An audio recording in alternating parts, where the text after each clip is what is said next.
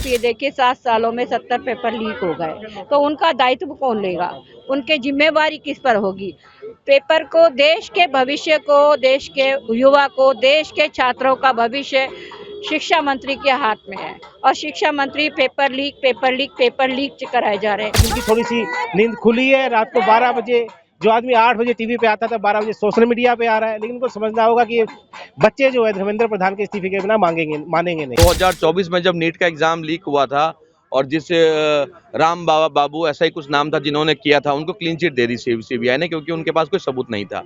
तो यही लीपापोती करेंगे। फास्ट ट्रैक कोर्ट इन्होंने बनाया है, ये युवाओं को गुमराह कर रहे हैं। ये युवाओं को पता चल गया है हिंदू मुस्लिम के नाम पर जो है चुनाव जीतने वाले भाजपा वाले ये सिर्फ जुमलेबाजी करते हैं। इनके बस का कुछ भी नहीं है। ना इन्होंने युवाओं को नौकरी दी, ना रोजगार दिया।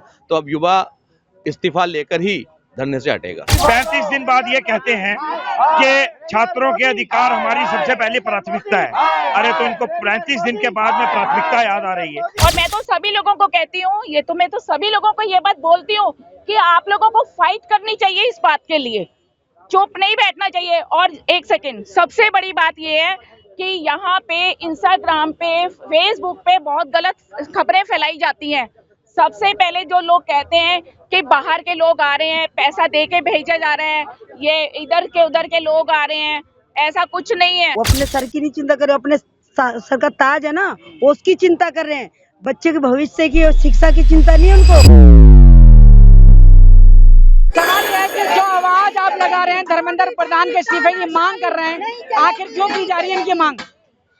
धर्मेंद्र प्रधान देश के शिक्षा मंत्री हैं। शिक्षा मंत्री होने के नाते उनका ये दायित्व है कि जितने पेपर लीक हो रहे हैं, आप ये देखिए 7 सालों में 70 पेपर लीक हो गए, तो उनका दायित्व कौन लेगा? उनकी जिम्मेवारी किस पर होगी? पेपर को, देश के भविष्य को, देश के युवा को, देश के छात्रों का भविष्य शिक्षा मंत्री के हाथ में है और शिक्षा मंत्री पेपर लीक कराए जा रहे हैं। कोई सरकार की कोई जवाबदेही नहीं है।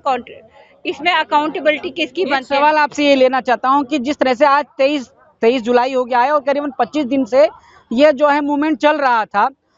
20 जुलाई की जो बड़ी मूवमेंट हुई थी जिसमें बच्चों पे लाठीचार्ज हुआ, उससे पहले जो तमाम जो समर्थन था वो नजर नहीं आ रहा था। अब जो ये समर्थन पूरी दिल्ली से निकल कर आ रहा है, इसके पीछे क्या मंशा है? देखिए, अब तक शांतिपूर्वक चल रहा था।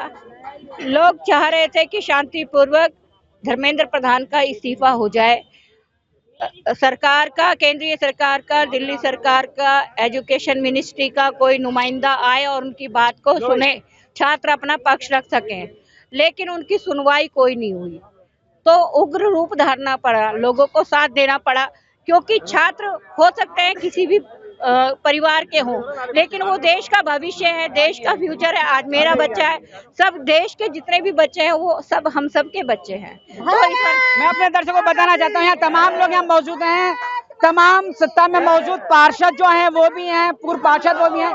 मेरे साथ विकास गोयल मौजूद हैं जो एमसीडी में विपक्ष में नेता भी रहे हैं।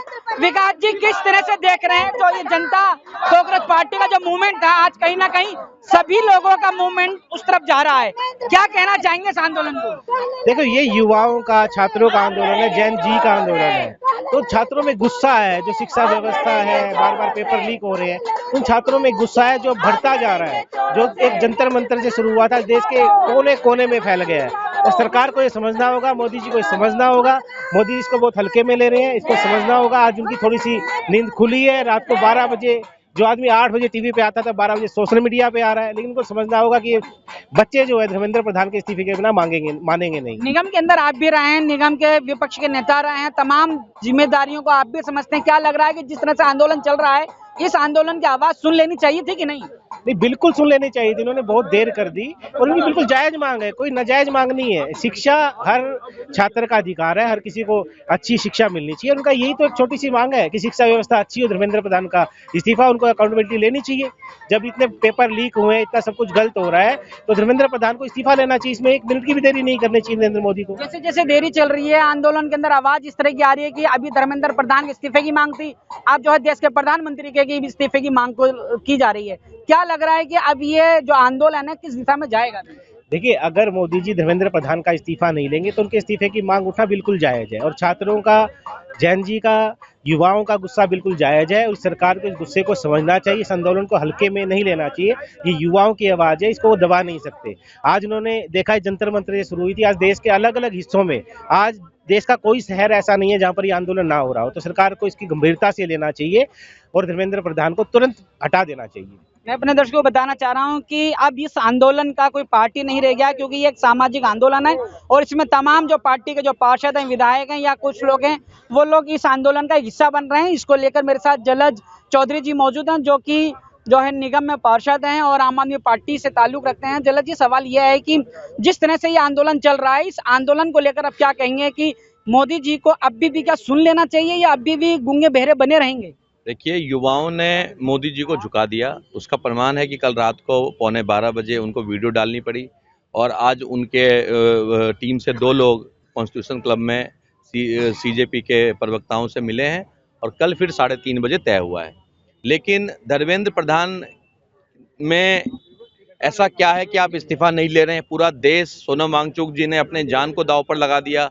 उसके बाद आज पूरे देश में, दिल्ली नहीं पूरे देश में, मुंबई में, बिहार में, हर जगह युवा आज सड़कों पर है। उसके बावजूद इन्होंने धर्मेंद्र प्रधान का इस्तीफा नहीं लिया। 2024 में जब नीट का एग्जाम लीक हुआ था और जिस राम बाबू ऐसा ही कुछ नाम था जिन्होंने किया था, उनको क्लीन चिट दे दी सीबीआई ने, क्योंकि उनके पास कोई सबूत नहीं था।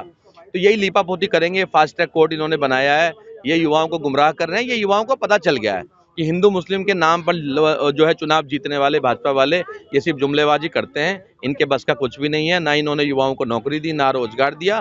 तो अब युवा इस्तीफा लेकर ही धरने से हटेगा। एक सवाल लेना चाह रहा हूँ, अब ये आंदोलन कहीं ना कहीं सदन तक भी गया है, सड़क पर तो लड़ाई जा रहा है, सदन में भी विपक्ष जो है इस आंदोलन का समर्थन कर रहा है। अब सवाल यह है कि क्या ये आंदोलन सही दिशा में चलेगा या इस पे कोई राजनीतिक प्रक्रियाएं होती हुई नजर आ रही है? देखिए, जब आंदोलन हुआ इस सरकार के राज में, किसानों ने किया तो उन्होंने किसानों को खालिस्तानी बता दिया कि बाहर से फंडिंग होता है, पाकिस्तानी कनेक्शन है, खालिस्तानी कनेक्शन है।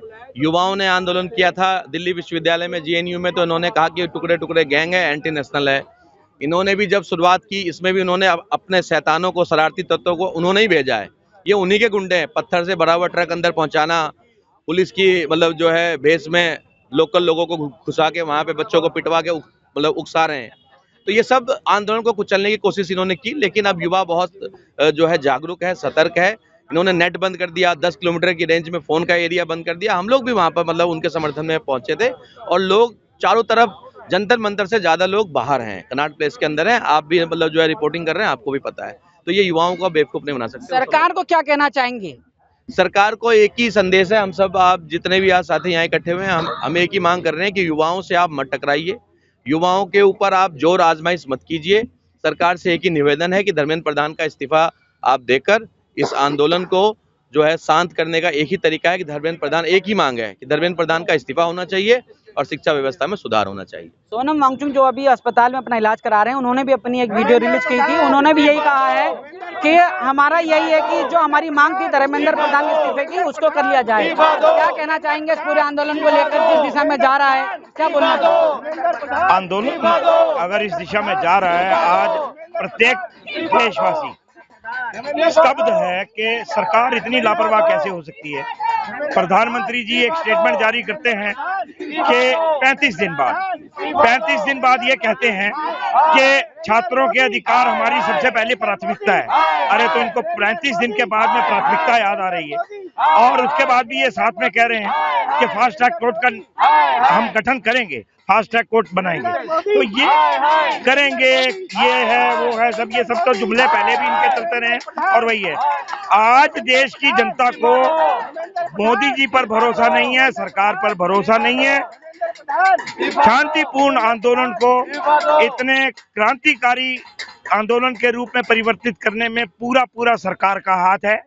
सरकार ने अपने लोगों को भेज करके, गुंडों को भेज करके इसको आक्रामक करवाया है और इस नतीजे पर पहुंचे हैं सब लोग कि जब अगर छात्रों के साथ में अन्याय हो रहा है और उनकी शांतिपूर्वक वार्ता को सुनने के लिए सरकार का कोई नुमाइंदा तैयार नहीं है, तो आज उनके अभिभावक, भाई बंधु, सभी देशवासी अपने अपने परिवारों के लिए, अपने बच्चों के लिए सड़कों पर उतरने के लिए तैयार हैं। क्या लग रहा है कि वाकई में है अब ये आंदोलन पूरा देश का बन चुका है और लग रहा है कि अगर देश की सरकार अगर नहीं सुनेगी तो सत्ता परिवर्तन भी हो सकता है? बिल्कुल सही कहा है, सत्ता परिवर्तन हो सकता है। ये आंदोलन ऐसा नहीं है किसी आम आदमी पार्टी या किसी पॉलिटिकल पार्टी का, ये आंदोलन है इसका बच्चों का। इसमें जो हमारे स्टूडेंट है, ये आंदोलन इस गति से बढ़ेगा। ये अभी तो कुछ भी नहीं है, ये जैसे स्टेटों में पहुंच चुका है, 8-10 स्टेटों में, ये पूरे के पूरे स्टेटों में पहुंच जाएगा और इसकी गति बहुत तेज रहेगी और जन जन तक, गली गली तक ये पहुंच जाएगा। मैं तो ये कहूँगा धर्मेंद्र प्रधान जी के अलावा अमित शाह जी का इस्तीफा लेना चाहिए, गृह मंत्री का लेना चाहिए। छोटे छोटे बच्चों पर 15 साल, 16 साल, 18 साल के बच्चों पर लाठियां चलाई गई हैं। इनके भी बच्चे हैं, रहम नहीं है दिल के अंदर। अगर लाठी दिखानी थी दिखा देते, लाठी मारी है, टांग तोड़ दी गई, खून निकाल दी गई, सिर फाड़ दी गए। ये कहाँ का शिष्टाचार है? मैं तो ये कहूँगा गृह मंत्री का भी इस्तीफा लेना चाहिए। पहले धर्मेंद्र प्रधान जी का था, अब उनके साथ इनका लेना चाहिए, मोदी जी का भी लेना चाहिए। आप देख रहे हैं कि लगातार मैं रोज जा रही हूँ जंतर मंतर पे। मैं कल भी जंतर मंतर पे गई हूँ, मैं उससे 3 दिन पहले भी जंतर मंतर पे गई हूँ। लेकिन सबसे ज्यादा बुरा ये लग रहा है कि जब हमारे बच्चों के ऊपर ये जो लाठी चार्जेस वगैरह कर रहे हैं ना, सबसे ज्यादा गर्व ये ले रहा है। और जितनी भीड़ वहां पे थी उससे 4 गुनी 5 गुनी बढ़ती जा रही है। क्यों बढ़ती जा रही है? क्योंकि सारे पेरेंट्स वहां पे पहुंच रहे हैं। कैसे तुम लोग कैसे बच्चों के ऊपर लाठीचार्ज कर रहे हो? बिल्कुल एक गार्जियन की तरह ट्रीट करना चाहिए और देखना चाहिए कि आगे बच्चों के लिए कैसा भविष्य उनका सेफ हो। लेकिन जो मांग वो कर रहे हैं वो क्या नाजायज नजर आती है? नहीं, जायज है, तो उसको सुना क्यों नहीं जा रहा? ये तो वही बताएंगे क्यों नहीं सुना जा रहा। तो क्या लगता है अगर वो नहीं सुन रहे हैं, नहीं सुनने का कारण ये होता है कि भाई नाजायज मांग है तो इसलिए नहीं सुन रहे हैं? जब मांग जायज है तो क्यों नहीं सुन रहे हैं? ये बताएंगे। कहते हैं ना, सर कट जाए लेकिन झुके नहीं, वो वही चाह रहे हैं वो। लेकिन वो सर नहीं कट रहा है, लेकिन बच्चों का भविष्य खराब हो रहा है। वो अपने सर की नहीं चिंता कर रहे, अपने सर का ताज है ना, वो उसकी चिंता कर रहे हैं। बच्चे के भविष्य की और शिक्षा की चिंता नहीं है उनको कि बच्चे का ना रोजगार दिया। रोजगार तो बात की बात है, पहले उन्हें शिक्षित तो करो, तभी तो उनको रोजगार देंगे। नहीं तो उन्हें शिक्षित किया ना, उन्हें रोजगार दिया।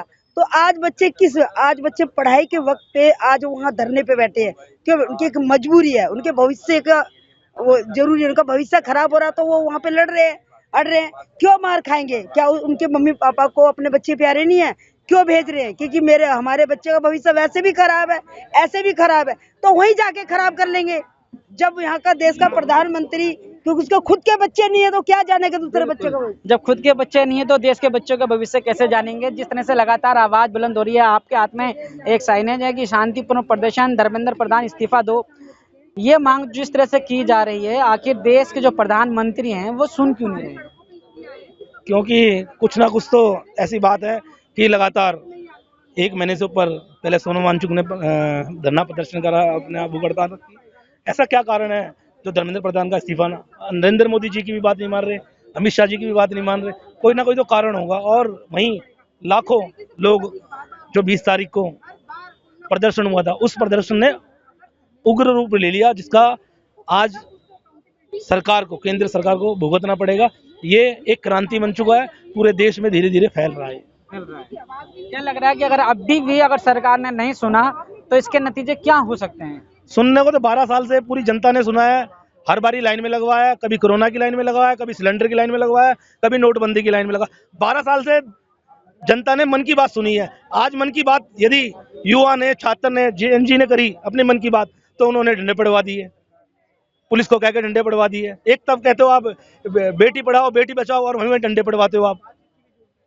तो क्या लग रहा है कि जिस तरह का आज आप लोगों ने प्रदर्शन किया है, ये प्रदर्शन चलता रहेगा या फिर आज आखिरी दिन है? नहीं, ये चलता रहेगा प्रदर्शन। ये जब तक धर्मेंद्र प्रधान जी इस्तीफा नहीं देंगे। अभी तो धर्मेंद्र प्रधान जी की बात है, कल को देश के प्रधानमंत्री के ऊपर भी जल्दी ये हवा चल चुकी है और देश के प्रधानमंत्री नरेंद्र मोदी जी का भी इस्तीफा लोग लेंगे। अब मैं अपने दर्शकों को बताना चाहता हूं कि ये जो प्रदर्शन चल रहा है, ये प्रदर्शन आप दिल्ली नहीं, देश के कोने कोने में इस तरह का प्रदर्शन शुरू हो गया है।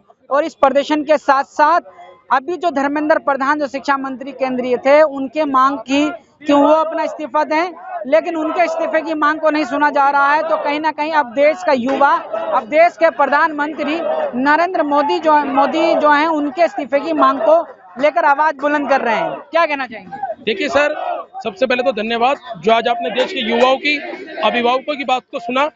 देखिए, हम किसी राजनीतिक लाभ के लिए नहीं है।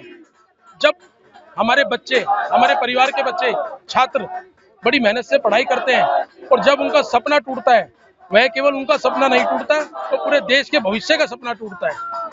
2016 में, 2024 में, 2026 में इतने व्यापक स्तर पर नीट पेपर जो लीक हुआ है, उससे कितने लाखों छात्र प्रभावित हुए, कितनों के सपने टूटे, कितने परिवार वालों के सपने टूटे।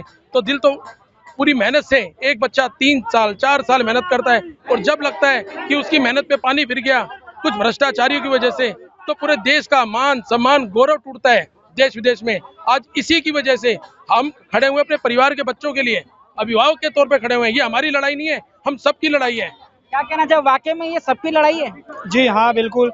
देखिए, जब एक स्टूडेंट होता है, वो प्रिपरेशन किसी भी नीट की प्रिपरेशन कर रहा है या किसी अन्य एग्जाम की, गवर्नमेंट जॉब की प्रिपरेशन कर रहा है, वो यूपी से आ रहा है, बिहार से आ रहा है या देश के किसी भी कोने से आ रहा है, वो दिन रात मेहनत करता है, स्ट्रगल करता है ताकि वो एक पेपर निकाल सके।